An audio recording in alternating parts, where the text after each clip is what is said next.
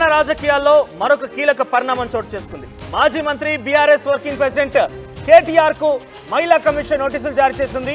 నిన్న ఆయన బీఆర్ఎస్ భవన్ వేదికగా కొన్ని కీలక వ్యాఖ్యలు చేశారు. ముఖ్యంగా ఆర్టీసీలో ఉచిత మహిళలకు సంబంధించిన ప్రయాణం ఏదైతే కొనసాగిస్తున్నారో ఆ ప్రయాణికులలో కూడా చాలా మంది బస్సుల్లో కూర్చుకొని వాళ్ళంతా కూడా బస్సులో ప్రయాణిస్తూనే ఉల్లిపాయలు తీస్తున్నారు, అల్లం అక్కడ శుభ్రం చేసుకుంటున్నారు, ఇతరత్ర ఇంట్లో చేసుకునే పనులు మొత్తం కూడా అక్కడ బస్సులో చేసుకుంటున్నట్టు కేటీఆర్ మాట్లాడుతూ కొంత ఎక్స్టెన్షన్ గా ఆయన కొన్ని కీలక వ్యాఖ్యలు చేశారు.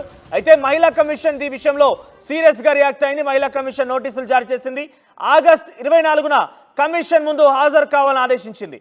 బస్సుల్లో మహిళల ఉచిత ప్రయాణంపై కేటీఆర్ వ్యాఖ్యలకు నోటీసులు జారీ చేసింది.